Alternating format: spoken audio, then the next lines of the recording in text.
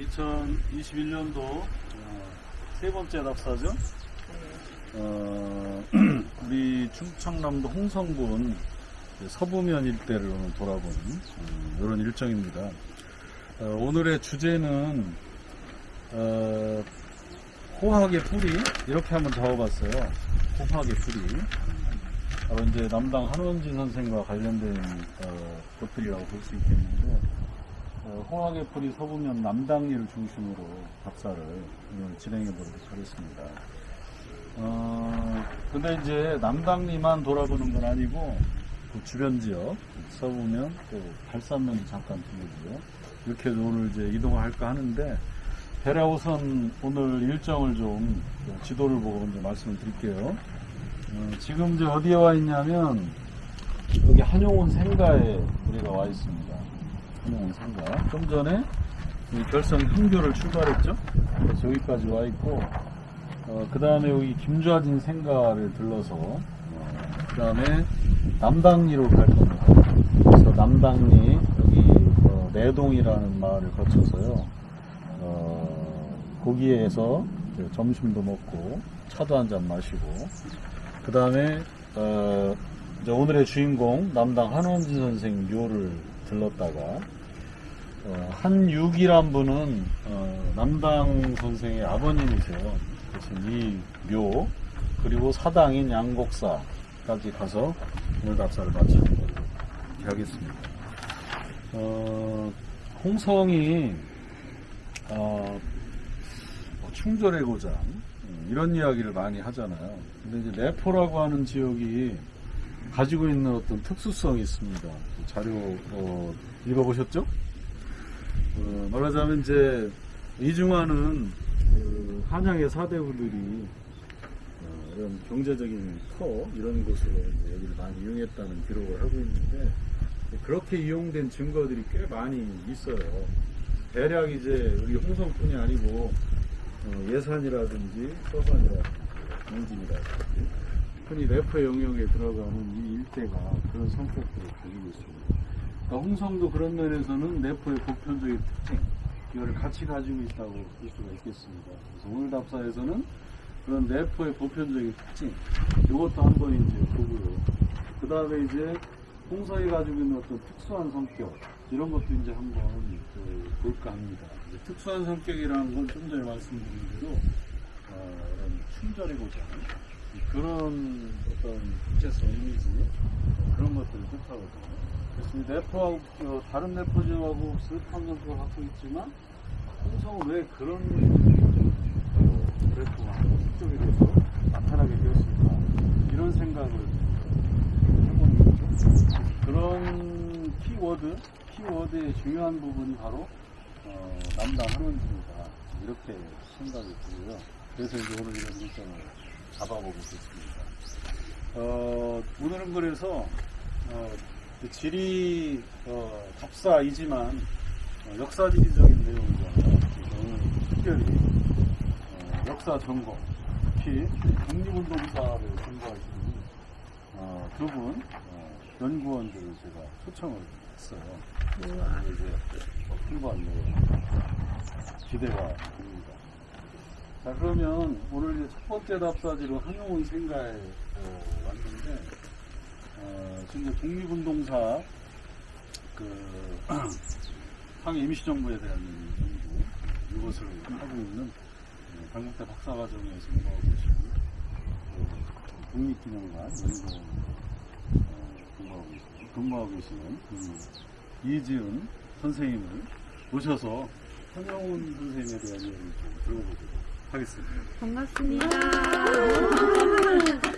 네, 여기는 홍성을 대표하는 독립운동가 중에 한 분이신 한용운 선생의 생가인데요. 여기가 생가로 이렇게 운영을 하고 있지만 실질적으로 한용운 선생이 태어난 곳은 지금 현재 홍성 대교동 쪽이라고 합니다.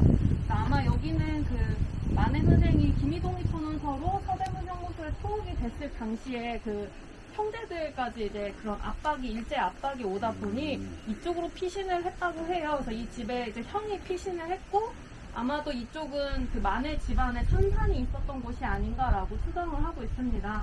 그래서 만해 선생은 1879년에 태어나셨고요.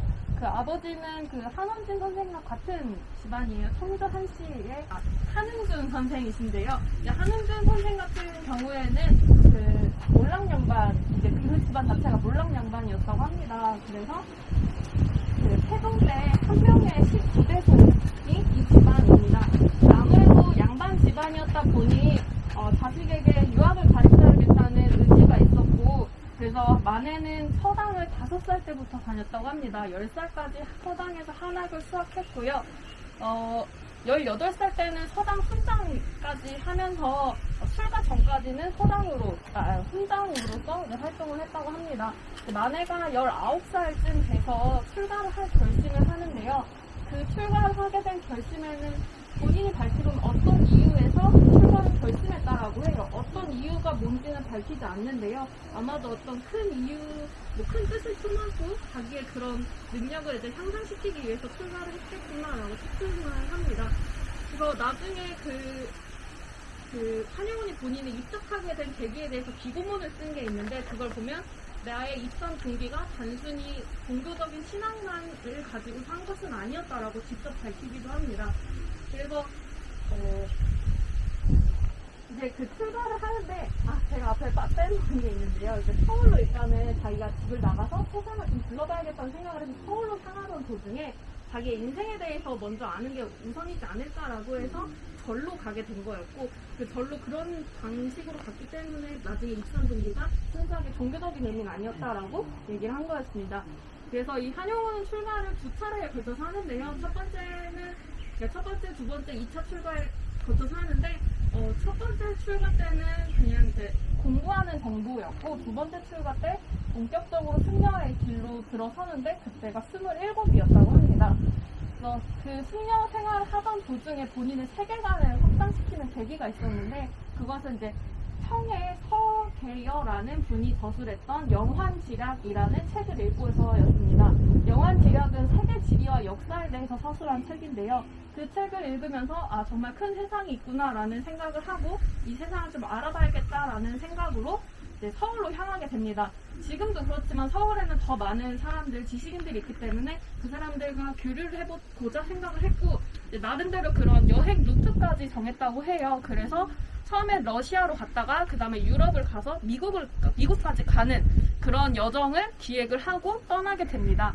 이제 가다가 이제 다른 승려 2사람을 만나게 되는데, 그 2분이 블라디보스톡을 간다는 얘기를 듣고, 그럼 나도 같이 가자 해서 그 3명이 같이 블라디보스톡으로 향하게 됩니다. 당시 블라디보스톡에는 한인촌이 형성이 돼 있었는데, 개척리라고 하는 곳이거든요. 그래서 지금은 거기 가면 이제 가장 번화가가 개척리인데, 이제 어쨌든 거길 가서 한인들을 만나게 되는데요. 당시 개척리 한인촌에는 관행이 있었는데요. 일제 앞잡이나 그런 친일파 같은 사람이 오면 때려 죽이는 관행이 있었다고 합니다. 그런 사람을 어떻게 판단하냐면, 그 당시 친일파의 그 대표적인 그룹이었던 일진회 회원들 경우에는 머리를 굉장히 짧게 깎고, 지금 스포츠 머리 정도로 이제 짧게 깎고 다녔다고 해요. 그래서 이제 스님들이 머리를 오랫동안 못 깎고 그렇게 여행을 해서 블라디보스톡으로 간 거기 때문에 그 정도 머리 길이가 됐겠죠. 그래서 이제 일진 회원인가 보다 하고 정말 청년들이 이제 몽둥이를 들고 왔다고 해요. 그래서 이제 뭐 거기 이제 촌장들과 단판을 짓기도 하고, 뭐 촌장 단판을 지어서 이제 위기를 모면하는가 했더니 다시 또 다른 청년들이 와가지고 이제 몽둥이를 들고 오니까 너무 원통해서 그 항구에서 이제 구사일생으로 살아난 다음에 너무 원통해서 통곡을 했다고 합니다. 그래서 이제 우여곡절 끝에 다시 들어와서는 이제 선에 대해서 참선을 수행하고요. 그 한용운의 원래 이름은 아명은 유천이라고 합니다. 유천인데 이제 법명을 그때 이제 블라디보스톡에서 돌아와서 선을 수행하면서 법호를 용운이라고 받게 됩니다. 그래서 그래서 이제 돌아온 다음에 선을 수행한 다음에는 그 최초의 불교 근대 학교라는 명진학교라는 곳이 있습니다. 그래서 이 명진학교는 원래 2년제 학교인데요. 여기서 2년제 코스를 다 밟은 게 아니라 3개월 속성 과정이 따로 있었다고 해요. 그래서 여기서 일어나 측량학을 배웠고, 이 이렇게 배운 이론을 가지고서 일본 동경으로 유학을 갑니다. 일본 유학을 갔는데 거기서 이제 일본 종파 중에 하나인 조동종이라는 종파가 있는데 거기에 대학에서 수학을 하면서 뭐 일본 근대 문명을 많이 체험을 했다고 해요. 그리고 일본에 유학 온 한국인 학생들을 만나서 교류를 하는데 그중 대표적인 인물이 바로 체리이라는 분입니다. 그래서 아마 이때 당시까지만 해도 한용운 선생에게 민족의식이 있었다고 보기는 조금 어렵습니다. 아무래도 이때가 1908년이거든요. 이제 1905년에 을사늑약, 의료권을 실달당하고 1908년 의병 전쟁이 한창이던 때에 일본에 가서 일본 승려의 도움을 받고 일본 종교인 일본 불교인 조동종의 지원을 받아서 공부를 했다면 아마도 이때 민족의식이라는 것까지 그렇게 수출하진 않았겠다. 오히려 불교나 아니면 뭐 대화, 근대 문물에 좀 더 관심이 있는 편이었다라고 볼 수 있습니다. 이런 한용운이 그런 민족의식을 갖게 된 것은 아무래도 불교 운동을 전개하면서라고 보여지는데요. 이제 그 당시에 한국에서 그 불교 교단 중에 하나로 원종이라는 걸 만듭니다. 근데 이것을 이제 일제에서는 허가를 안 해주니까 이게 정식 교단으로 인정을 못 받게 돼요. 이 사람들이 정식 교단 인정을 받기 위해서 일본의 그 그러니까 불교 교단의 하나 종파일 뿐인 그 조동종이라는 곳에 비밀 맹약을 맺게 되는데요. 그 내용은 그 조동종의 한국 전파를 원종의 인가를 위해서 조동종이 이렇게 협조를 해주고 한국 불교인 이것은 조동종의 한국 포교에 협조를 한다라는 내용이에요. 약간 조금 어려운데 그 한국 불교 전체가 이 자기의 자주성, 정통성 이런 걸 다 포기하고 이게 그 일본 불교의 한 갈래일 뿐인 이 조동종에게 협력하고 연합한다는 내용이라서 이 자주권 정통성 자체를 침해를 받는 건데 이걸 승낙을 해버린 거죠. 그 대표 자격으로 있었던 그 승려가 이 사실이 알려지자 대부분의 승려가 굉장히 붕괴하고 이 맹약은 파괴되어야 된다, 파쇄되어야 된다라고 해서 운동을 전개합니다. 그래서 불교 운동을 전개하는 게 임대종 운동이라고 하는데요. 이 임대종이란 운동을 전개하면서 포교당을 설립한다든지 모금을 하고 포교 활동을 하는데 이것도 이제 민족 운동의 일환이라고 일제가 파악을 해서 이것을 다 이제 타결을 합니다. 그래서 한용운은 이것도 이제 좌절이 돼버리죠. 좌절이 된 다음에는 허탈감을 달랠 일이 없으니까 다른 민족운동을 어떻게 전개하는지 봐야겠다 해서 서간도로 떠납니다. 서간도의 당시 가장 대표적인 그 독립운동 기구는 신흥무관학교였는데요. 이때가 1912년인데 신흥무관학교를 떠나서 당시 만주의 대표적인 독립운동가였던 김동삼이나 이혜영, 이시영 등을 만납니다. 신흥무관학교까지 무사히 답사를 마치고 돌아오는 길에 또 일제 앞잡이 또는 친일파로 오인을 받아서 신흥무관학교 학생들이 총을 쏘게 돼요. 그 총알이 머리에 이렇게 박히게 돼가지고 두 발을 맞고 여기 붙여서 이거를 이제 들어서 빼냈다고 해요. 그래서 근데 이게 아무래도 후유증이 났다 보니까 계속 머리를 이렇게 휘휘 돌리게 되는 그런 후유증을 평생 안고 가게 된다고 합니다. 네, 그리고 나서 와서는 이제 그리고 돌아와서는 이제 불교 개혁 운동이나 그런 택지라는 데 활동을 좀 많이 하시고요. 그 다음에 이제 대표적으로 한일운의 선생 한일운 생각하면 떠오르는 아무래도 한일운동이잖아요. 그래서 그 만주에서 돌아온 다음에 이제 수행을 하던 중에 어떤 깨달음을 얻게 됩니다. 본인이 이렇게 불교 대중화에 힘을 쓰다 보니 이 불교 대중화를 하는 이유 목적은 인류를 위한 것이고 인류를 위한다는 건 꼭 우리 민족을 위한다는 것인데 우리 민족을 위해서 우리 무엇을 해야 될까? 민족운동을 해야겠다, 독립운동을 해야겠다라는 생각을 하게 됩니다. 그래서 독립운동을 어떻게 할까라는 고민을 가지고 일본 유학 당시 만났던 체린을 찾아갑니다. 체린에게 우리가 이 국제노동체의 변동이나 이런 세상이 돌아가는 거에 있어서 어떻게 무슨 방법을 사용하면 좋을까라는 이제 고민을 토론으로 간 거였는데 그때 마침 그 체린은 천도교 쪽 인물이거든요. 그래서 천도교 쪽에서 나름대로 준비하고 있던 독립운동이 있었는데 그게 바로 기미독립선언서를 준비하고 있는 거였어요. 그래서 이 기미독립선언서를 작성하는데 천도교와 기독교가 중심이 됐는데 여기에 이제 한용운으로 인해서 불교까지 참여를 하게 됩니다. 그래서 우리가 알고 있는 민족대표 33인에 이분들이 다 들어가게 되는 거죠. 그래서 이 근데 이제 그 독립선언서에서 중요한 내용 중에 하나는 공약 3장이라고 맨 마지막, 본문 맨 마지막에 적혀 있는 게 있는데요. 이제 이것을 이제 기록으로 이제 정확히 이 부분까지 누가 썼고 이 부분까지 누가 썼다라는 기록은 없지만 전해지는 말에 따르면 공약 3장은 한용운 선생이 썼다고 합니다. 그 본문 같은 경우에는 최남선이 썼는데요. 최남선은 본인이 독립선언서를 쓰겠지만 나는 민족대표에 참여하지 않는다라고 해요. 그래서 이에 공개를 했던 한용운 선생이 그럼 밑에 내용 내가 쓰겠다라고 해서 공약 3장을 씁니다. 공약 3장은 아주 그 독립운동 기미독립선언서의 핵심이라고도 할 수 있는데요. 이제 첫 번째는 민족 자존을 위해서 자유정신을 발휘한다. 두 번째는 최후까지 정당한 의사를 발표한다. 세 번째는 민족 주장을 광명정대하게 발표한다라는 내용이 있습니다. 이것은 한용운 선생님이 썼다는 설이 가장 유력한 상태입니다. 그래서 아시다시피 민족대표 33위는 기미독립선언서를 발표한 이후 서대문 형무소에 투옥이 되는데 여기서도 이제 옥중투쟁을 전개합니다. 그래서 첫 번째는 변호사를 대지 말 것, 두 번째는 사식을 요구하지 말 것, 세 번째는 보석을 요구하지 말 것이라고 해서 이것을 끝까지 지킨 뒤 1921년 12월에 출옥을 하십니다. 이후에는 이제 불교의 대중화나 불교 개혁에 계속해서 힘을 쓰시고요. 그리고 또 이제 차별적인 고등교육 정책에 이제 항의를 하시면서 밀립대학 설립 운동을 전개하신다든지 또한 그 당시 민족주의와 사회주의가 대립을 하다 보니 우리 방법론에 집중하지 말고 목적에 집중을 하자라는 뜻에서 민족 유일당 운동을 전개하는데 가장 힘쓰는데 그 중에서는 신관의 활동을 굉장히 열심히 하십니다. 근데 사실 이제 그 이후의 활동을 보면 30년대는 그 국내 독립운동 전개가 굉장히 어려워요. 그래서 비밀 조직화 되기 때문에 한용운의 선생의 활동에서는 불교 개혁이 조금 더 이제 치중이 되고 그 외에는 뭐 오시는 분들이랑 면담을 한다든지 강의 활동을 좀 많이 하시고요.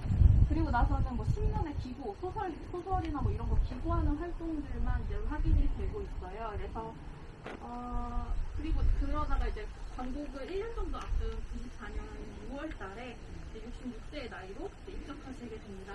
네, 그리고 나서 1962년에 대한민국 건국훈장, 대한민국장을 받으시고요.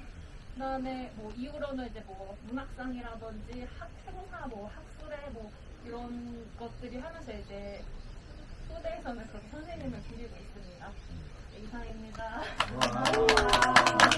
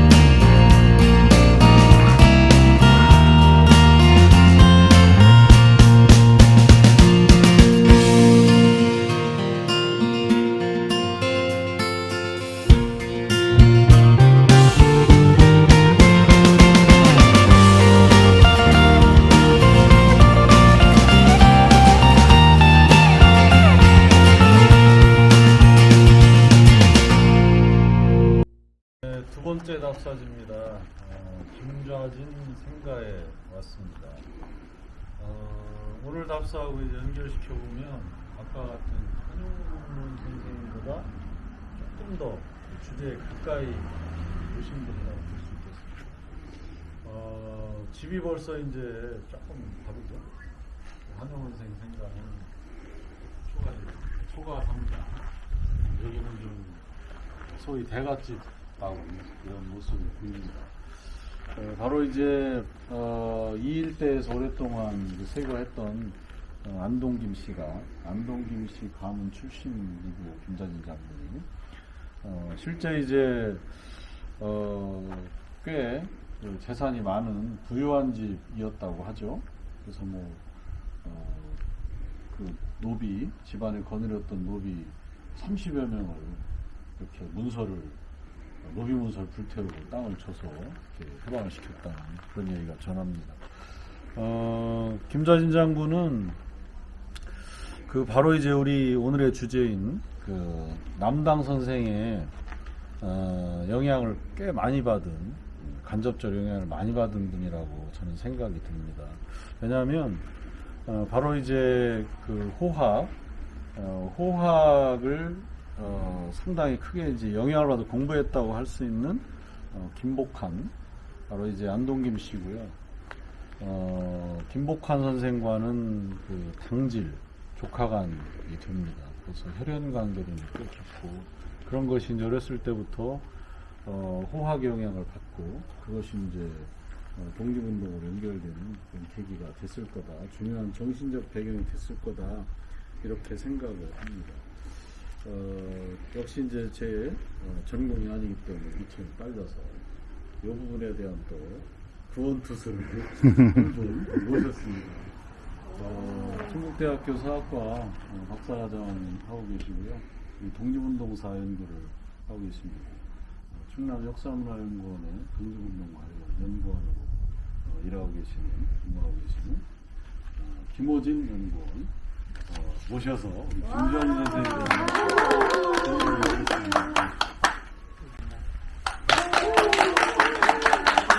제가 박사 수련지도 1년 이제 남짓이라서 많이 부족한데 부족한 부분들은 좀 이제 이쪽에서 주시기 바랍니다. 김자진 장군 이제 말씀드리면서 이제 편의상 정치를 좀 생략을 하도록 하겠습니다. 백열 김자진은 지금 여기에서 1889년 11월에 태어났습니다. 그의 독립운동을 두 가지로 이제 압축을 한다면 나라가 망하기 전에 애국개몽운동, 특히 이제 교육운동을 이제 집중할 수 있는 애국개몽운동이 있고요. 그리고 망국 이후에 무장투쟁으로 이제 두 분류로 이제 나눌 수 있습니다. 애국개몽운동부터 이제 살펴보면, 물론 이제 앞서 임경주 선생님께서 말씀하셨다시피 그 노비 해방을 했었던 게 1905년도에 이제 있었고, 그 이후에 호명학교를 여기서 이제 호소지역을 호명학교를 세웠고요. 예, 그리고 기호흥학회도 결국에는 이제 서울과 이제 그 호서 지역의 그 이제 그 교육을 이제 활성화하기 위한 이제 단체인데 거기 홍성지회 회원으로 활동했었습니다. 그리고 나라가 망한 이후에는 1916년에 대한광복회에 참여를 하게 됩니다. 이 대한광복회는 사실상 나라가 망한 이후이기 때문에 비밀 결사적인 이제 단체라서 굉장히 이제 좀 위험한 활동들을 했던 거죠. 그리고 군자금 활동도 하고요. 군자금 모금 활동도 하고요. 그러다가 1917년에 그 대한광복회 만주 부사령으로 있던 그 이진용이 일제에 피체되면서 이제 공속이 되다 보니까 그 후임으로 이제 부사령으로 이제 임명이 되어서 만주로 넘어가시게 됩니다. 그리고 그 이후부터는 이제 다들 다 아시다시피 1919년도에 빌림 군정사를 통해서 무장투쟁 중심의 이제 활동을 이제 전개하시다가 저기 그 중광단이라고 대종교도들이 중심으로 해서 만들어진 단체가 있는데 그 중광단 후에는 이제 대한정의단이라는 단체가 있었고요. 그 단체와의 연합을 통해서 북만 쪽에서 이제 독립운동을 진행하시죠. 그리고 1919년 12월에 이제 임시정부가 만들어진 이후에 이 대한정의단이 임시정부의 지시를 받아서 우리가 알고 있는 대한군정서, 북로군정서 이름을 바꾸게 됩니다. 그리고 여기서 이제 사령관과 이제 군사 관련된 그 주요 인물들 맡으시죠. 그리고 그 다음 해인 1920년 10월에 우리가 잘 알고 있는 청산리 전투에서 대승을 거두시는데 이제 중요한 역할을 하십니다. 그리고 이제 그렇게 전투의 승리를 거두고 국난을 거쳐서 연해주로 넘어가시는데 그때 그 당시에 자유시 참배는 거기 이제 연해주에서 터지면서 결국에는 다시 만주로 돌아가요. 근데 이때 만주 지역은 그 공호동 전투와 송산리 전투의 그 패배로 일본 군들이 북위에 올라 있었기 때문에 동신참변을 일으켜서 한인들을 무자비하게 학살을 하거든요. 그래서 피폐화된 한인 사회를 생활안정을 다시 해야 된다는 것을 이제 집중을 하시는 거예요. 그 대한독립군단이라는 조직을 통해서 진행을 했다가 1925년에 이 단체를 중심으로 분화해서 여러 이제 공동체 연합을 시켜서 식민지를 만들었어요. 이 단체는 그 만주에서 청수라고 해서 전이도, 선이도, 식민도 이렇게 하는데 그만큼 유명한 단체입니다. 나중에 28년에는 1928년에 이 단체가 결국 이 단체의 분위기 국제 세력으로 나눠져 가지고 분열을 해서 이제 없어졌는데 그때 문정파로서 문정부정을 하셨거든요. 문정파로서 이제 그쪽에 이제 넘어가시는 거고요. 1969년에 사촌 동생이 김정일과 함께 그 문정파 중심으로 해서 한족총 열었어요. 근데 이제 김종진은 그 당시에 아나키스트였거든요. 잘 알겠지만 이회영을 통해서 아나키스트를 수용을 하고 그 아나키스트들과 함께 만주로 이제 넘어오게 됐어요. 그리고 김자진 입장에서는 이제 이거는 좀 제 해석인데요. 김자진 입장에서는 당시에 만주의 그 공산주의 세력들이 이제 확장을 하고 있으니까 이걸 견제하기 위해서 손을 잡을 세력이 필요했는데 이제 아나키스트를 선택한 거죠. 그래서 이제 그때 당시에 그 마찬가지로 이제 생활 한인들의 생활 안정을 위해서 정미소를 만든다든지 대표적으로 금성 정미소 같은데 거기서 만들고 이제 활동을 진행을 하는데 결국에는 그 1930년 1월 다음에 1930년 1월에 그 금성 정미소에서 고려공산당 청년회 회원이었던 전시에게 박사를 받으면서 생각을 하십니다. 김자진은 무인적인 노모가 이제 어릴 때부터 있었던 것을 유명합니다. 말타기를 좋아한다거나 활쏘기 좋아하고 그리고 병정놀이를 이제 즐겨했다고 하는데 특히 병정놀이를 할 때 대장을 이제 주로 주고입니다. 우스개로 말씀드리는데 공육대장을 항상 하셨던 거죠. 근데 이제 그걸 하실 때마다 꼭 대장기에다가 이제 잘 아시겠지만 강한 걸 누르고 약한 것을 누른다는 뜻의 억강 부약이라는 이제 그 문구를 이렇게 썼다고 합니다. 근데 이런 그 모습들은 사실은 연구에 의하면 이제 서당에 있을 때 홍감에서 봤던 문구의 영향을 받아가지고 그렇게 이제 했다고 하더라고요. 그 문구라는 것이 이제 글이라는 것을 글을 쓴다는 것은 성씨와 이름을 쓸 뿐이면 족하다 라는 것에 이제 영향을 많이 받았다라고 합니다. 근데 이렇게 이제 무인적인 면모 어떻게 보면은 문보다는 무에 이제 치중하셨던 분이 어떻게 해서 그 국권 회복운동 시기에 대모운동에 이제 교육운동에 집중하게 되고 나중에 독립운동가로서 이제 생일 전체를 이제 갖추시는지 이거는 사실 가장 큰 역할을 했었던 거는 그의 스승들이라고 볼 수 있습니다. 총 3명의 스승이 있었는데 김광호, 김동희, 아까 말씀하셨던 김일까지 이렇게 세 분입니다. 그 중에서 이제 첫 번째 스승과 세 번째 스승이 굉장히 중요한 역할을 하죠. 첫 번째 스승이었던 김광호의 경우에는 이렇게 이제 무인적인 면모를 가지고 있던 분을 탐욕공부를 쉽게 하는 거예요. 그리고 이분의 조카가 김성범이라는 분인데 그분이 솔직히 서울에서 생활을 하면서 대화 본문, 신문을 이거를 접하고 그런 대모운동에 관심을 많이 가졌는데 김선범과 김자진이 만나게 되는 연결고리가 되는 거죠. 그래서 이제 이렇게 만남으로써 김자진 역시 대모운동, 교육운동에 이제 투신할 수 있는 그런 이제 계기가 됐다는 것이죠. 결국은 나중에 호명 학교를 만들 때도 김성범이 많은 도움을 줬다고 합니다. 그리고 두 번째 스승은 김동희라는 분인데 이분은 이제 김광호가 개인적인 사정 때문에 이제 김자진을 가르칠 수 없게 되자 그 다음 선생님을 되셨는데 이분의 특징은 아까 말씀드렸던 그 김자진의 이력 중에서 기호음악회 홍성지의 회원이었다는 공통점이 있습니다. 그 이후에는 뭐 여기 갈산면 초대 면장이라든지 3대 면장을 하셨다고 하더라고요.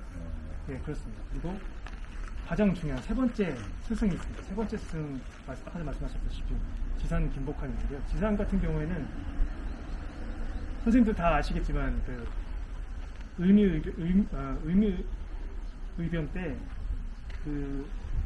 의미의병 때 홍주병의 총수로 있었던 분이십니다. 그리고 일산의학 때는 반대투쟁을 하셨고요. 그리고 1919년 3월 3일 운동 당시에는 파리장서 운동을 이제 곽종석과 저쪽에 이제 경남에 계시는 곽종석과 함께 주도를 하시죠. 그 이분이 계셨기 때문에 이분을 통해서 달걀 김자진이 민족 수호 정신 그리고 의리 정신을 배울 수 있었다는 거죠. 그리고 나중에 결국엔 독립운동으로 그걸 표출하신 거죠. 근데 여기서 중요한 것은 김복환이라는 지산의 사상적 배경이 또 중요합니다. 물론 이제 김복환도 김자진도 두 분 다 안동 김씨이기 때문에 지방 가문이 연결되어 있는 것도 있고, 그리고 이제 더 윗대로 올라가면은 그 경자호란 때 척화론을 주장했던 김상원이 그 반계 조상으로서 그 사상이 다음으로 이렇게 이어졌고요. 첫 번째. 그리고 두 번째는 오늘 이제 어떻게 보면 주제가 될 수 있는 남당 한원진이 사숙이라고 하죠. 사숙문인으로서 연결됐죠. 그러니까 본인이 직접 사숙을 한 건 아니고 그의 스승이 그분의 증조가 성함이 이건입니다. 그분의 스승이 정국신이라는 분이 그 남당 한원진의 사상에 대해서 이제 듣기 반복을 해서 그분을 이제 사숙이라는 걸 이제 다 좀 부연 설명하자면 너무 그분을 흠모해서 독학으로 공부를 했다는 거죠. 그분께 이제 사례관계가 있는 게 그렇게 공부를 해서 일화 중에 하나가 그 남당 기문록을 항상 옆에 끼고 다니면서 수학들한테 이런 이제 전승을 했던 그런데 정혁씨를 통해서 이제 시작된 그 남당 한원진의 사상이 이동필을 통해서 김복환으로 이어진 것이다. 그 두 번째 지산의 스승은 이설인데요. 이설 역시 그 당시 이설은 사실 김복환의 고종형입니다. 근데 그렇게 이제 좀 당대 그 한원진과는 좀 거리가 이제 좀 시기적으로 멀리 떨어져 있지만 남당의 사성문인인데 사성문이라고 할 수 있을 정도로 남당 사상에 굉장히 깊이가 있었던 사람입니다. 그래서 그분의 영향을 또 받아서 그 지산은 정말 그 한원진의 사상을 이제 이어가는 거죠. 그래서 다시 이제 정리해서 말씀드리면 남당의 대명 의리론, 소중화 의식이 한원진에게 이어져서 위정척사로는 이제 꽃을 피는 거고요. 그리고 이것이 김자진에게 전달되어서 독립운동으로 이제 펼쳐지는 거죠. 네, 기사입니다. 구원투수가 아니고 주전투수시죠. 김자진의 그런 사상적 배경 잘 정리해 주셔서 굉장히 고맙습니다. 네, 그래서 이제 주인공인 남당 선생을 만나러 가기 전에 그 이제 같은 세대 분들은 아니지만 영향을 받았을 것으로 추정되는 그분을 이렇게 돌아봤습니다. 그러면 이제 남당 선생님께 직접 다가가 보도록 하겠습니다.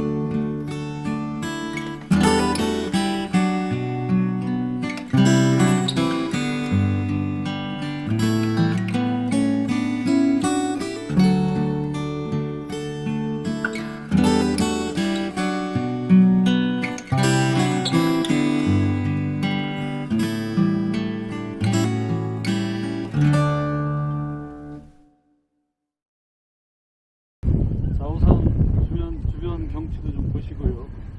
전망이 아주 좋죠? 바다인가요, 그게? 네, 저기가 천수만 천수만. 바다입니다. 우리가 조 앞에서 지금 올라온 거. 좋네요. 이 명당 같아요? 네. 명당으로 보이십니까? 네. 네. 누가 봐도 명당처럼 이렇게 보이는데. 근데 이렇게 관리가 안 돼 있을까요? 이 마을에 이제 많이 살잖아요. 이 마을 실리인데, 다른 성씨도 여기 살더라고요. 한산이시. 네, 한산이 예. 어디 경북신거보도 살고 저는 또 북지역 있더라고요. 어쨌든 청주한 씨만 사는 그런 마을은 아닌데 이제 남당리에 들어온 뒤에도 이 가문이 이동했다기보다는 확산을 했어요. 왜냐하면 이제 가문이 커지니까.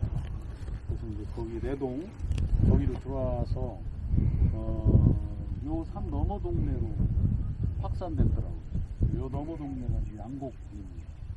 거기에 이제 남단 사당이 있어요. 사당이 양곡사. 양곡이고 그다음에 이제 여기로 나중에 후대에 들어옵니다. 나중에 후대에 여기 들어왔다는 것은 여기서 경관을 보면 딱 알 수 있어요. 왜냐하면 이게 전부 바닷물이 드나들던 과거에 홀이었거든요. 저 끝을 막아서 여기가 이제 농토가 됐으니까 그때 당시에는 여기가 농토가 아니었습니다. 그 다음에 이제 동네 이름이 신리잖아요. 신리. 그래서 신리란 이름이 많은데 신리란 마을의 공통점은 다 하천의 하류 지역이라는 거죠. 그러니까 초기에 이제 사람들이 정착에 살 수가 없던 그런 마을, 조선 후기에 이르러서 마을이 된 그런 게 있어서 이 마을은 그러니까 오래된 마을은 아니다. 남당 가문도 세력이 커지면서 이 마을까지 세력을 확대했던 것을 볼 수가 있겠어요. 이제 한원진 이야기를 조금만 여기 온 김에 요 앞에 온 김에 이제 얘기를 드리자면 조선 숙종 때 이제 태어났죠. 숙종 때 사람이고 영조 때 돌아가십니다. 80세 좀 넘게 사셨으니까 아주 장수를 하셨더라고요. 어쨌든 이제 이 호랑 논쟁이라는 거에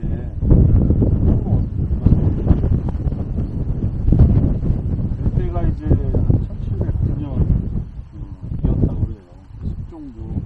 그러니까 물론 이제 당쟁이 계속 빈다라고 있었지만 거의 이제 서인 중심으로 정치 권력이 평정돼 가고 있죠.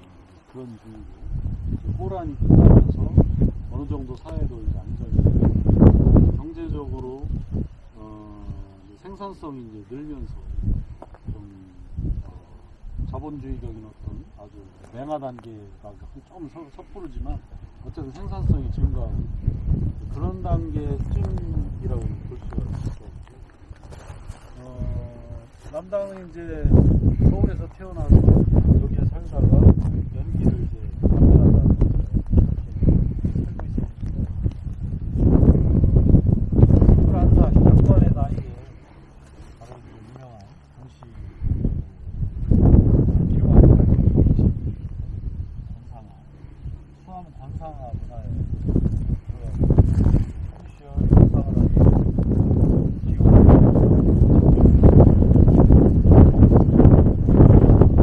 이제 조선의 그런 이제 선대 논쟁 4단 7정 논쟁 그다음에 아까 말씀드린 예성 호랑 그 논쟁의 핵심에 당연히 이제 기교학파들이 근데 이제 그 이전의 논쟁들에 비해서 이 호락은 알려져 있지 않죠. 또 알려져 있지 않은 반면에 굉장히 기간이 길었습니다. 그러니까 이제 발단이 된 것, 그것이 이제 1700년대 초반이었는데, 실제 이제 막, 세간의 회자가 되면서 호락호락하지 않다 말까지 진전하는 데까지, 1800년대까지 갔으니까, 적어도 한 150년이라는 전속이고, 놀라운 논쟁이, 근데 실제로는 잘 알려져 있지 않고 있다는 것은 두 가지인 것 같아요. 너무 널리 퍼지다 보니까 어떤 뭐 철학적인, 학문적인 우리가 낮아진다는 단계까지 갔기 때문에 오히려 어떤 뭐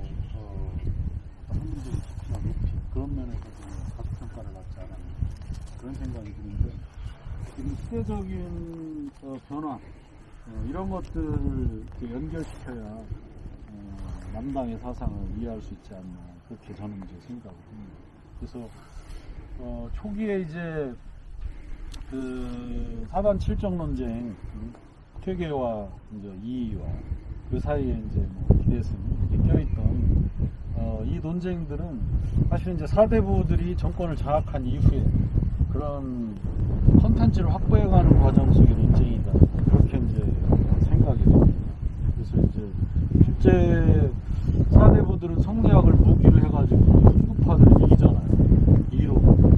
이론으로 그들을 몰아내고 난 다음에 이제 내부적으로 콘텐츠를 쌓는 과정에서 그런 이제 이와 기에 대한 논쟁을 벌이게 됩니다. 이황은 이제 이원론을 주장을 하고 이제 규학과 이익의 이론론을 주장을 하는데 실제 그 논쟁의 기간은 짧죠.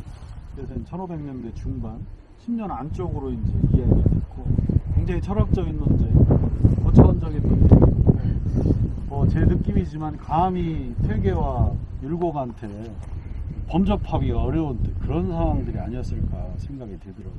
어쨌든 이제 둘 간의 그런 논쟁이 결국은 이제 동서 분당의 어떤 뿌리 그런 것이 됐고요. 실제 이제 동서 분당에서 다시 사색으로 갈라지는 이런 이제 시절을 약 한 100년 이상 이제 겪습니다. 100년 이상 이제 오랜 이제 싸움 끝에 결국 이제 서인 중심으로 기호 서인 중심으로 어느 정도 권력이 이제 몰아져 가고 있다. 그런 상황에서 이제 다시 두 번째 터지는 것이 예송이죠. 예송은 결국은 송시열이 이제 효종의 상을 맞아가지고 좀 사대부 가문의 법통을 왕한테 적용할 거냐 아니면 왕가는 따로 해야 되느냐에 대한 논쟁이니까 결국은 이제 신하의 권력이 왕권과 뭐 대등까지는 아니고 왕권을 강력하게 견제하는 그런 단계까지 큰 거죠. 그러니까 이제 1차 사단 칠정 논쟁보다 이런 신권이 매우 확대된 상태에서 일어난 것이 예송이죠. 거기서 이제 남인과 서인이 정말 피비린내는 싸움을 하잖아요.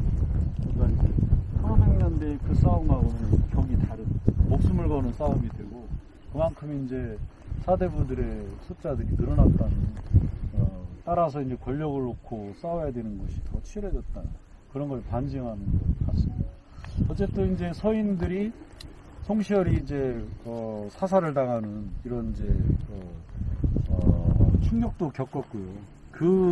바로 그 해에 1689년에 남당 가문이 바로 이제 저 옆 동네로 들어오는 그런 이제 지역 역사하고 연결되는 사건이 있었는데 어쨌든 결국은 또 이제 서인들이 송시열은 죽었지만 득세를 하잖아요. 그래서 이제 이 가문이 그때 어쩌면 서울로 가는 거를 도모했을지도 모르는데 연기로 가더라고요. 그랬다가 이제 다시 여기를 이렇게 돌아오게 됩니다.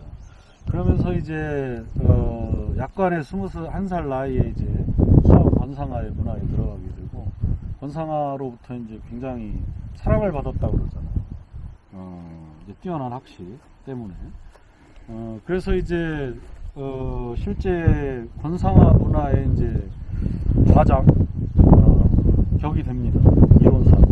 그래서 이제 권상아 문화의 유명한 이제 권상아를 다른어로 황강이라고도 불렀는데 황강 문화에 있는 사람들이다. 그래서 이제 강문 팔학사라고 불렸습니다.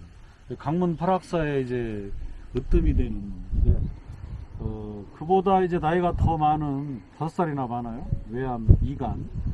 이간은 훨씬 뒤에 한운진보다 나이도 많은데 더 늦게 그 권상아의 문화에 들어옵니다. 그래서 사제죠. 나이는 많지만 5살이나 많아요. 그래서 이제 뒤늦게 들어온 이간은 아시다시피 아산 사람이잖아요.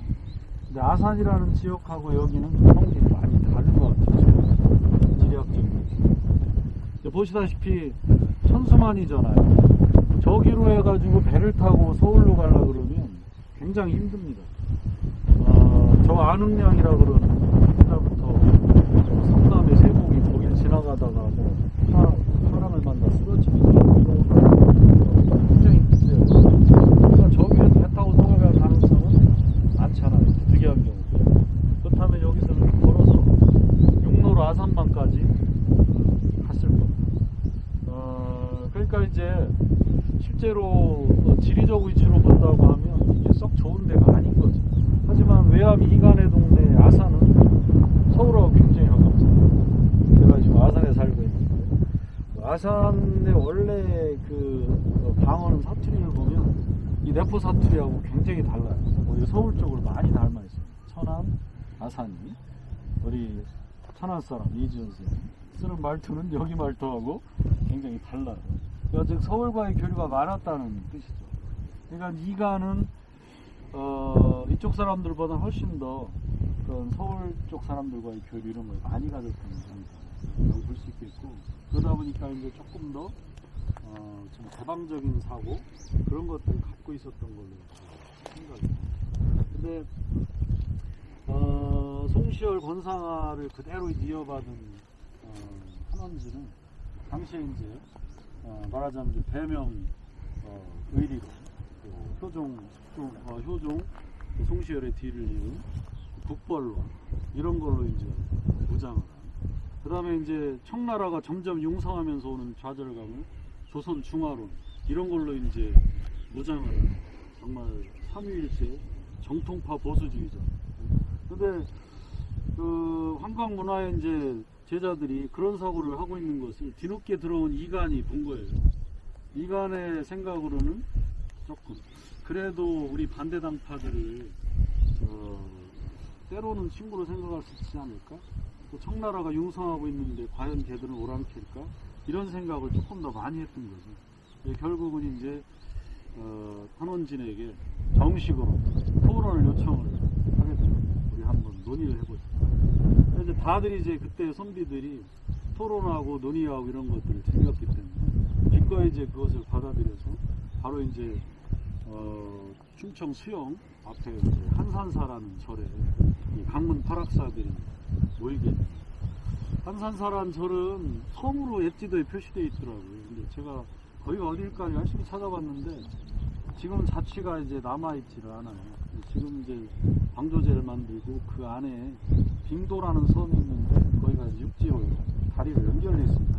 근데 아무리 가도 그 영보정 앞에 있는 섬이라고는 이제 그것뿐인데 거기에 옛날에 한산사가 있지 않았을까라고 이제 추정을 해봐요. 어쨌든 이제 한산사에서 당대 이제 환각 문화에 있던 흐르르한 선비들이 모여서 일주일 동안 MT를 그게 바로 이제 호랑 논쟁의 출발인데 이제 뭐 정통파 한원지는 그런 아까 말씀드렸던 삼위일체 보수주의자 그런 주장을 하게 되는데 외암 이간이 이제 거기에 약간의 이제 뭐 안티라기보다는 다른 의견을 이제 제시를 하게 됩니다. 특히 이제 중요했던 게 이와 기가 이제 하나다라고 보는 거예요. 세상은 기가 발현해가지고 통제를 하는 거고 기는 감정인데 이성이라든지 인간의 착한 면 그런 것들은 말하자면은 이황이 얘기한 이원론으로는 인간의 본성 착함이 잘 설명이 되는데 기질지성이 섞여 있다고 얘기하는 이론론으로는 약간 위험한 부분이 있습니다. 예를 들면 성선설을 부정하거나 통합설로 빠질 수 있는 이런 여지들이 있거든요. 그거에 대한 경계를 외암 이간은 이제 했거든요. 그래서 이제 그 부분에 대해서 이제 문제 제기를 하고 설명을 요구했던 거예요. 한원진은 이제 기존의 논리를 방어하면서 말하자면 타고난 거다. 성인이라는 것은 기본적으로 일을 잘 통제하고 이런 사람이에요. 또 이런 이제 인물성 동의론이 인성과 물성은 분명히 다르다. 물은 그거에 결핍이 있는 태어나기부터 결핍이 있는 존재이고 인간과 분명히 다르다. 그런 이제 배타성을 강조하는 것이 인물성 동의론의 동론이 아니고 이론이죠. 인물성이 다르다. 한원진 이론이죠. 그런 것은 결국 정치적으로 볼 때 상당의 당파에 대해서 포용력을 갖느냐 마느냐를 좌우하죠. 그러니까 한원진은 끝내 노론 일당 독재를 끝까지 주장을 합니다. 뭔가 새로운 일들을 합평을 하기 전에, 합평 이전에도 먼저 따져야 될 것은 내가 옳으냐 네가 옳으냐 먼저 따져야 그게 하는 거예요. 무관된 주장이에요. 그런 것보다는 함께 가는 것이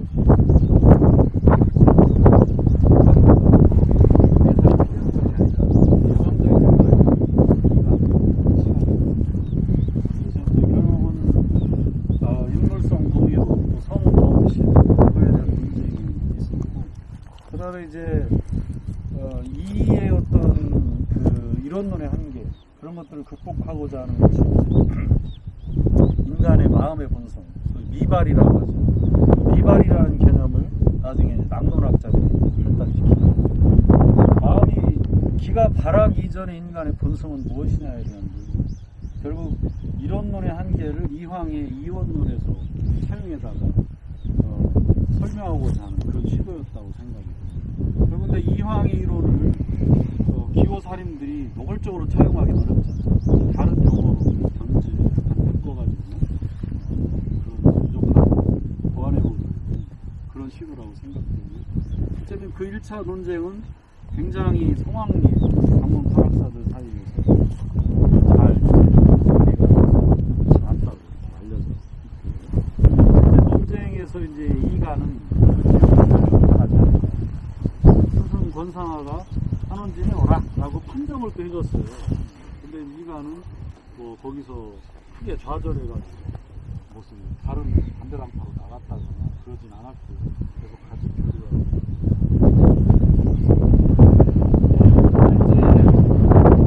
이제 초기에 그런 학문적인 논쟁 그런 논쟁에서 이제 시간이 지나면서 약간 이제 변질을 하게 됩니다.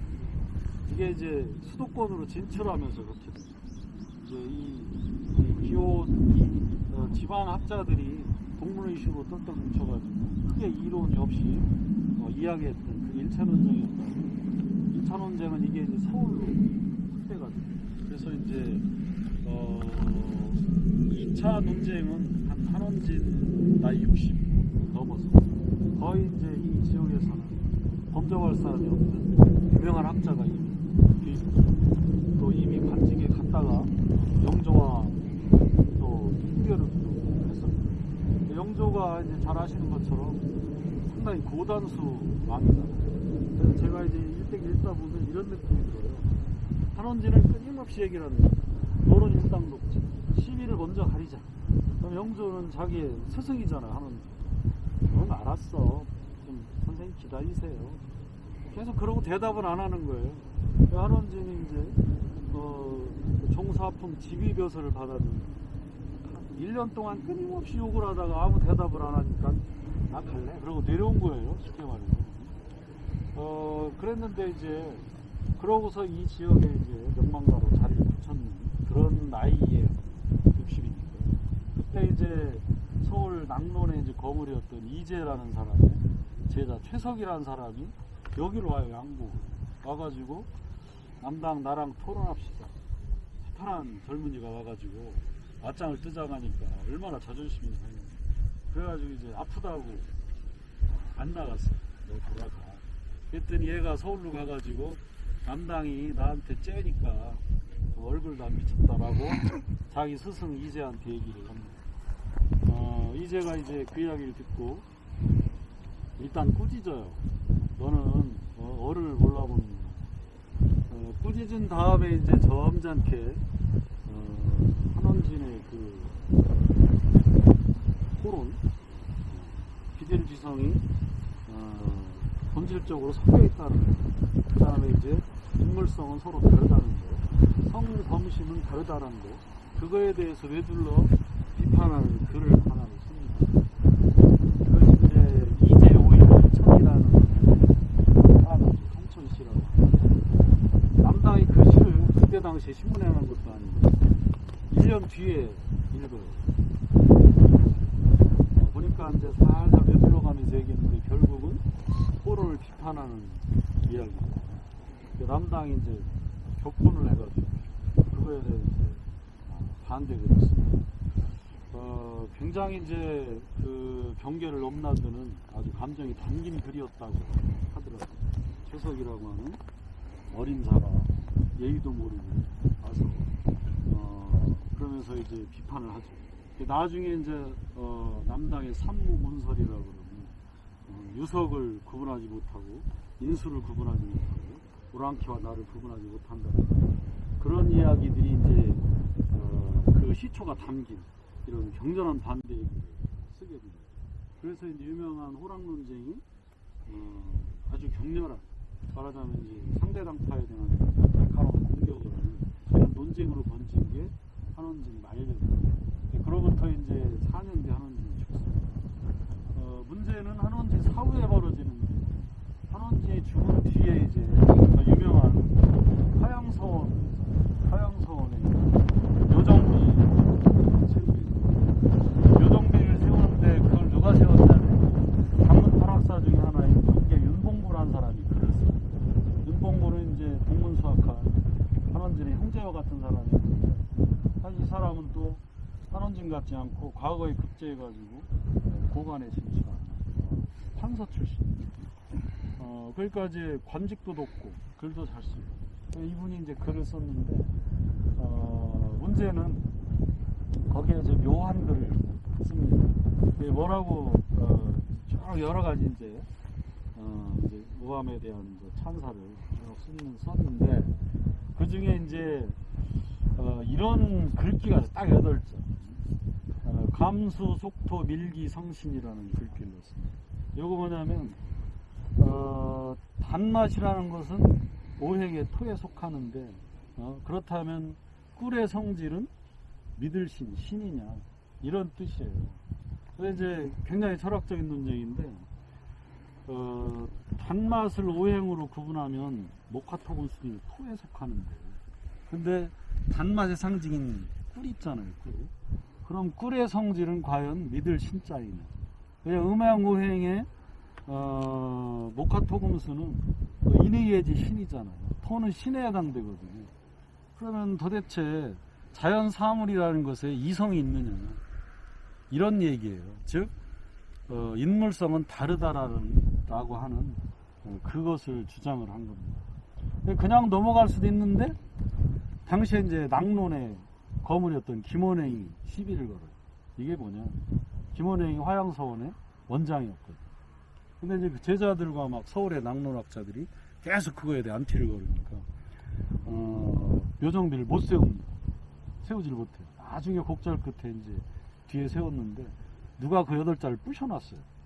거기를 밤에 몰래 가서. 이래가지고 이때부터 이제 호랑 논쟁이 격렬한 이제 이런 이전투구로 이제 변질하게 되는 그런 계기가 됩니다. 근데 결정적으로 정치권하고 이제 결탈하기 시작하는 건 정조 때에 이르러서더라고요. 정조는 이제 어렵게 왕이 되잖아요. 이 왕이 되자마자 이제 자기의 그 지구의를 은근히 방해했던 사람들을 모조리 숙청을 합니다. 그래서 이제 이제 정순왕후, 영조의 계비였던 정순왕후 일파가 김알록이 썼잖아요. 그 정순왕후 일파들을 전부 귀향을 보내버립니다. 그래가지고 이제 특히 이제 호론이만이 이제 피폐를 했는데, 낙론도 굉장히 피해를 입어요, 정조 초반에. 근데 이제 정조 10년에 이 사람이 어느 정도 권력을 강화하면서 소위 이제 자기 아버지, 할아버지를 따라서 의리라는 이야기, 춘추 의리를 강조했잖아요. 그럼 의리라는 것은 신하의 의리가 아니다. 너희들이 나의 신하라면 모든 의리의 우선은 왕의 의리가 최고다. 너희들의 의리를 따질 게 아니라 나의 의리가 우선이니까. 그래서 이제 많은 신하들이 이제 양분이 돼요. 왕의 의리가 중요하다라고 이야기하는 프로와 그거보단 시비를 가리는 것이 옳아. 짐작하시겠지만 왕의 의리를 따르자는 게 이제 양론의 주의가 되고, 기존처럼 이제 모론 중심의 그런 의리, 이걸 중시하는 사람들은 호론이에요. 이게 이제 유명한 정조 때의 신파와 편파 아니게 됩니다. 호로는 권력과 결탁을 해서 좀 더 피비린내는 싸움을 하는 이런 상태로 변질하게 되고 그렇게 가는데 이제 그건 이제 100여 년 가까이 간 거죠. 100년 아직 안 되고 50년이 있었다. 근데 이제 결국은 정조가 그런 곡절 끝에 세상을 떠나게 되는데 정조가 세상을 떠난 뒤에 이제 순조가 즉위해요. 근데 문제는 순조가 어린 나이에 즉위하는 바람에 바로 정순왕후가 이제 대리청정, 수렴청정을 하게 됩니다. 정순왕후의 수렴청정이 이 호론에 큰 영향을 줍니다. 바로 이 어마어마한 땅이 지금 이 청주한 씨가 한 땅인데 남당 한원지는 굉장히 가난하게 살았다 그랬잖아요.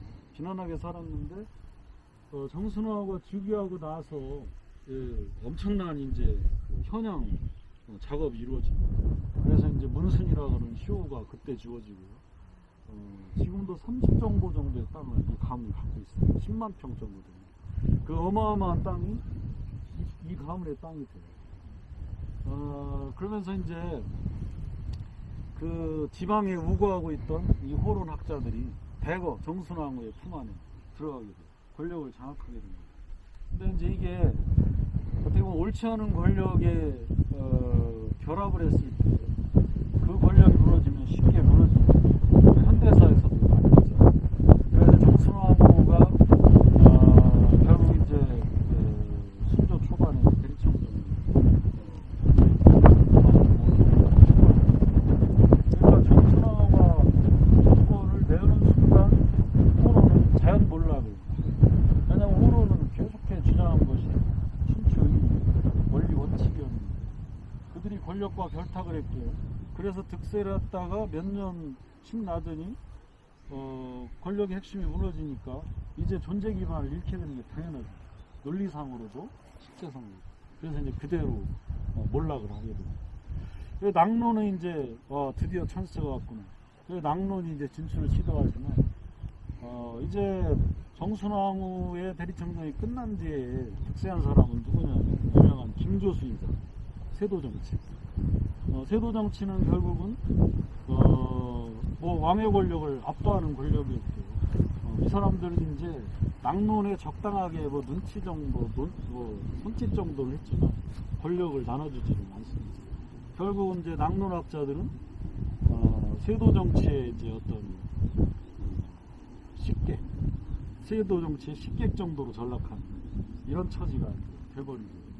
그래서 이제 그때부터 이런 뭐 당론서라 그래가지고 이미 권력은 떠났는데 막 이랬다더라. 호로는 이래, 낙론은 이래. 그래서 이제 마치 프로야구 편파 중계처럼 자기 당론을 강조해서 마치 이론서인 것 같지만 상대방파를 아주 맹목적으로 맹공하는 그런 이제 논서들이 증가하는 이런 시대가 되면서 호락호락하지 않다라는 그러니까 호론과 낙론의 이야기가 철학을 넘어서 세간에 퍼지고 권위가 떨어지는 이런 이제 역사를 거쳤습니다.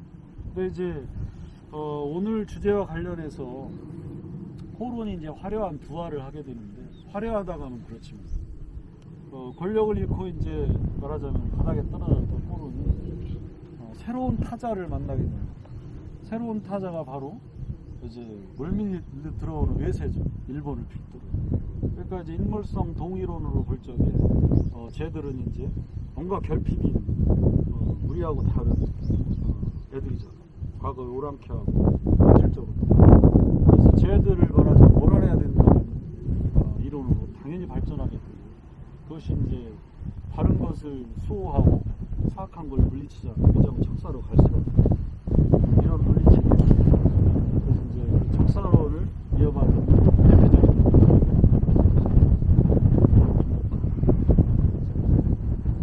호서에 많은 사람들이 그 호론의 영향을 20세기까지 사실 이어오고 저도 그렇게 생각해보면 홍석 사람으로서 그런 사고를 했을 때부터 많이 한 것 같아요. 저건 이제 원칙주의라든가 좋게 말하는 그래서 이제 어떻게 보면 세상이 돌아가는 모습을 보고하는 얘기하는 그런 면도 있고 좋게 말하는 게 원칙. 그래서 이런 이제 지역의 성격에 오랜 어떤 역사의 철학, 표적 이런 것들이 영향을 주고 있구나 그런 것들을 이제 느낄 수가 있고요. 또 남당 한원진이 그렇게 많이 알려져 있지 않지만 의외로 실제로는 이 지역의 아이덴티티를 만드는데 굉장히 큰 영향력을 지금까지 미치고 있습니다. 그렇게 생각을 해봅니다. 그래서 오늘은 한원진 묘를 마치도록 하겠습니다. 수고하셨습니다. 첫 번째 논의를 했던 데가 여기고요. 우리가 있는 곳은 이제 대략 한 6위쯤이 되는데 합서라고 돼 있잖아요. 남당의 사주 뭐죠 그거? 호구단자이고 합서면이라고 돼 있더라고요. 여기인데 여기서 이제 서울을 가려면 이 대동여지도에 따르면 길이 안 나와 있잖아요. 그럼 이제 결성으로 가서 홍주로 해서 덕산으로 해서 이렇게 가야 됩니다. 아니면 여기서 해미로 해서 당진으로 해서 이렇게 가야 돼요. 근데 실제 길은 이렇게 나 있지 않고 대략 한 이렇게 나 있습니다. 갈산으로 해서 여기 덕숭산 있잖아요. 수덕산 있는 그 덕숭산 앞으로 해가지고 용봉산, 여기 팔봉산이라고 되어 있는데 한 줄기로 되어 있네요. 여기를 이렇게 산 넘어가지고 이렇게 가요. 그러니까 이제 이 동네에 사실은 여기 예산 일대 조선 후기로 갈수록 양반들이 많이 살아요. 왜냐면 이게 여기가 좋잖아요. 딱 봐도. 수덕사 그러니까 지나서 고덕적으로 빠진다는 거죠? 덕산으로, 덕산. 덕산으로. 덕산으로. 덕산에서 덕산에서 고덕으로 해서 네. 당진으로 가는 거죠. 네. 근데 이제 여기는 보시다시피 이건 아니잖아요, 이거는. 그럼 여기서 가려면 이 길로 해서 배를 타고 여기서 갔다는 얘기잖아요. 그러니까 이만큼 이제 더 멀어지니까 실제로 서울로 진출하기가 굉장히 불편한 위치입니다. 그러니까 내포는 이제 멀고도 가까운 곳이라서 배가 닿으면 가까운 거고 배가 안 닿으면 멀은 거거든요. 그러니까 여기는 좀 우거하기에 좋은 곳이지 진출하기에 좋은 곳은 아니다. 근데 이제 이 가문에서도 재밌는 게 한원진의 동생이 있어요. 한계진이라는 사람이에요. 그럼 이 사람은 대과에 급제를 합니다. 삼화방목에도 나오고 대과 목록에도 나오는 것은 동생이에요. 그리고 동생의 아들. 그래서 이제 이 사람들은 나오는데 동생은 어디 살았냐면 여기 덕산에 살았어요. 덕산에. 근데 여기 급천이라고 돼 있는데 여기거든요. 덕산 영리라는 마을에 살았어요. 근데 왜 거기로 갔느냐면 이게 이제 되게 중요한 게 가문이잖아요. 근데 자기 그 삼촌한테 양자를 가요. 그래서 이제 그 사람이 여기 살았고 여기 삽니다. 여기 살았던 한계진은 실제 급제해가지고 쉽게 서울과 접근할 수 있는 이런 위치에 있었고 급제해가지고 서울로 가서 고관이 되잖아요. 그런 걸 보면 여기가 그런 게 서울과의 연결성 같은 게 되게 떨어지는 위치였다는 거를 근데 또 재밌는 게 아까 오다가 잠깐 내려볼까 하다가 이제 그냥 지나갔는데 과거니까 이 동네에서 서울 가려고 그러면 덕산으로 해서 간 거예요. 근데 여기하고 덕산은 지금 직접 가는 길이 없거든요. 그래서 여기서 갈산으로 해서 이렇게 가야 된단 말이에요. 근데 놀라운 사실은 여기를 따라서 우리 온 길 따라서 남당리 가다 보면 표지판에 덕산이 있어요. 자료집에 제가 넣어놨잖아요. 너무 신기해서. 그래서 이게 과거의 관성 같은 게 작용한 걸까? 우연히 그런 생각이 들었는데 여기는 통로가 아닌데 덕산이 거기로 표시가